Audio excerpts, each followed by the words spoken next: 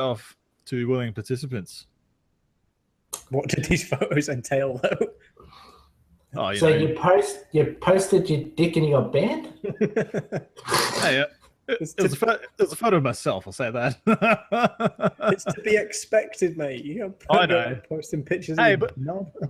It's a singles site, right? It's a singles group, and everybody's doing it. It's a hookup group, and there's plenty worse on there. I'll tell you, plenty worse than what I was quite modest in my submission, and the algorithm decided to trigger mine, and that's. You should have made a Facebook profile for your dick. Well, if only you could see it, man. I was quite creative. I tried to get around it by putting artwork over the top, like turning it into a cartoon character. So I put eyes on it and like Mickey Mouse gloves and a suitcase next to it and a hat and some headphones and a speech bubble saying I'm here and all that kind of stuff. And yeah, like I thought that might get around the whole thing, but Hawaiian singlet as well over the top. And I figured shit. So it's the summer feel. Yeah, right. And I thought that might get around it because it's not too. Well, clearly their algorithm and their artificial intelligence that searches out such things can identify creativity around a cock, and and they're just like, nope, sorry, lad, good try, but saw ya. So now it's not just a ban where you just come back in a few days. I have to send identification, like my photocopy of my license or a passport. You have to prove it was you. Yeah, I have to prove that this account is mine to get it verified again. So I've done that. Now I'm just in the waiting period of waiting to hear back, see if I can at least log back on, so I can, I don't know, see what the hell's going on. And I can't access my pages like Michael Chunt. I can't get on that.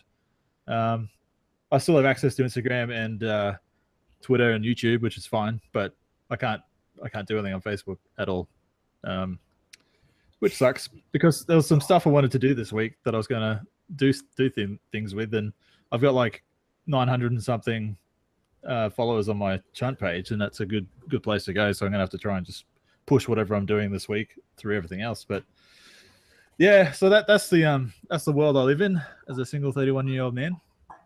Yeah. Part of me feels for you, but then part of me thinks you still post fucking on the Hey, man, you're dead a long time.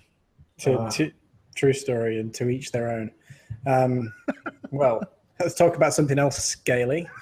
Oh, wow. Fucking hell. Jeez. It's not Segue. Yeah. Chunt, you've probably got a lot to talk about in terms of Scalebound. We touched on it a couple of episodes back that you're a bit seething about it. Yep. You can have a bit more of a seethe about it, and then we'll discuss what we think's going on with them, their Microsoft Studios. Take it away, mate. Look, I'm sorely disappointed. 2017, from what games I know that are coming out so far, but besides Injustice 2, I don't really know what's coming yet. And that game was, well, besides Crackdown, Scalebound, that had such a bright glimmer of hope for me for some new IP from Microsoft, a new action slash RPG action platformer type of game like Ninja Gaiden. I love the shit out of Ninja Gaiden. And I've been missing an IP like that from Microsoft for ages on Xbox. And this one just looked like a good combat action game. Dragons, man, like a big fantasy world. Some weird melding of Japanese pop dude in a Devil May Cry type character riding a dragon, and he gets scale armor all over him while he's listening to his beats. I mean, it's so off the wall insane and looks fun. And then it was so far along in production. It was touted heavily on Microsoft press conferences and whatnot. The IGN covered it heavily. It looks pretty far along, even though the engine still looked like it had some issues running from what snippets we were shown. But I just put that down as to, that's just development for you. You expect polish later on. But, yeah, and then lo and behold, I don't know how far along the game was, and that might be part of the problem, but Microsoft were like, nah, we're going to pull it. So who knows what's happened behind closed doors. I mean, it seemed like a good partnership. It seemed like it was far along. It seemed like everything was good. There was no rumblings of bad blood that I found or heard all the way up until this announcement that they cancelled it. So now I'm trying to point fingers as to who is at fault. Is it, I think we touched on it yesterday about, is it Platinum Studios' resources are too thin, they couldn't commit to completing the game, or was Microsoft just not happy with how the game was running and they didn't want to put any more money into it when they could just fund some other IP that could make the date? Look, this game's already been delayed a couple times, so maybe they're just like, fuck it, you guys can't do it, you can't make it, we can't push it, so we'll cancel it. And I as a business decision, I can understand if they want to save their money and cut their face, you know, and despite their face, just cut it off at the legs and save their dosh instead of funding it more when it might just get it pushed back to, I don't know, holiday this year or less or later, sorry. But you got to think, you got to sit back and go, well, we funded it this much, why don't we just follow through with it? It could be a big hit. Or maybe they just weren't confident enough in it. This is all the stuff that's going on in my mind when it comes to this game right now, and it's frustrating to hell. I'm really keen on it, or was really keen on it. I don't know about you guys, but that's where I'm sitting on it at the moment. So from an interest point, it would have been something I'd probably inevitably played. But it's one of the things, like I was talking about with Persona, your interest wanes the longer and longer you wait for something, and that's a problem with seeing games so early in development. You know, and we first saw Scalebound 3 E3s ago. Like that's a long time. Yeah. You know, it was in a sizzle reel and announced then. It's like, oh, that looks cool. Still no nearer to it being here. My theory is that they've got too much on their plate, and splitting resources. And you can't, a studio like that, all right, they've got employees, but you can't split as thin as they have been doing over the last couple of years and still complete this really ambitious project. Yeah. They've not released anything else super ambitious in that window, but they've released a lot of smaller things. So I don't know if that's really impacting, you know, development cycle for Scalebound. I agree with you. I think it's very, very close to done. And by that notion, do we know if Microsoft own the IP? Could somebody else pick it up?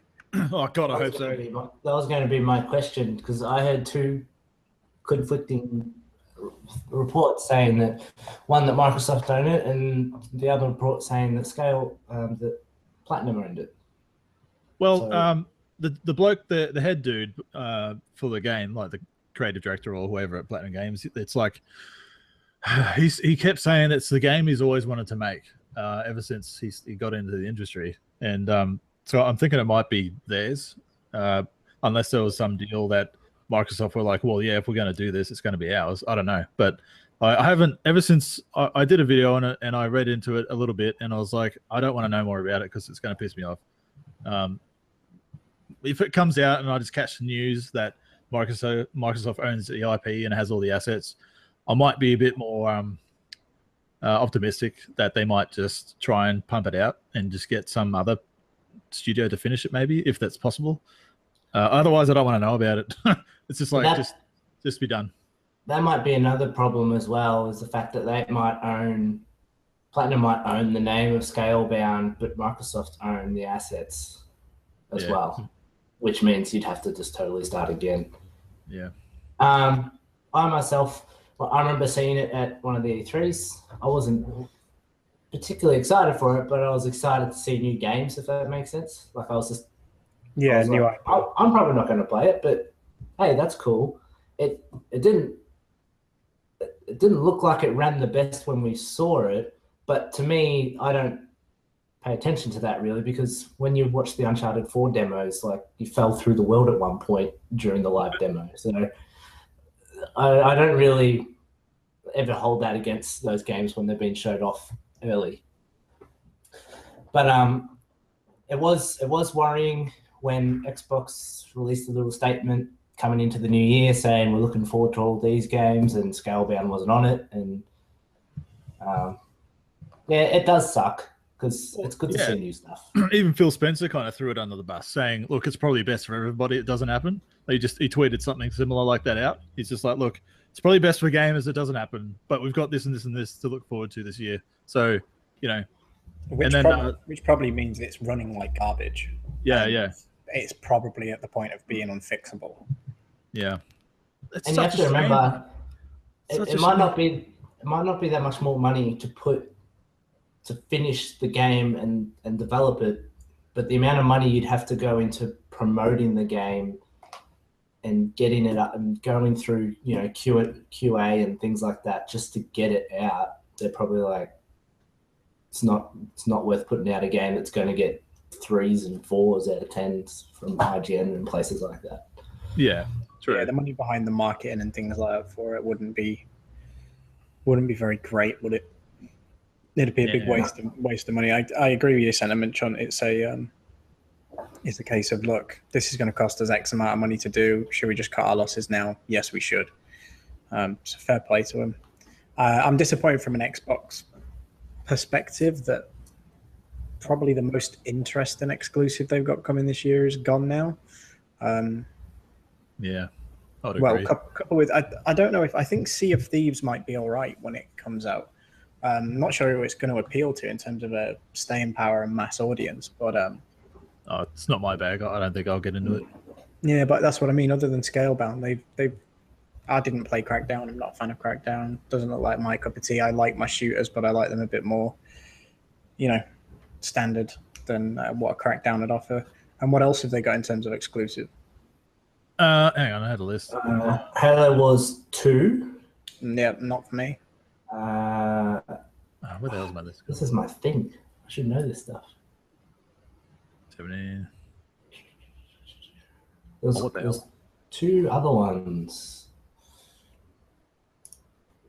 That's what I mean. This is what I'm saying. This is how memorable they are.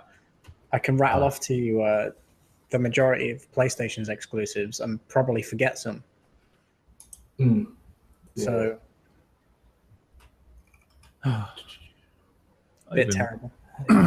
Phantom Dust, State of Decay 2. Phantom Dust was cancelled like late 2015 or early 2016. It was way before. Yeah, but they're re-releasing it again.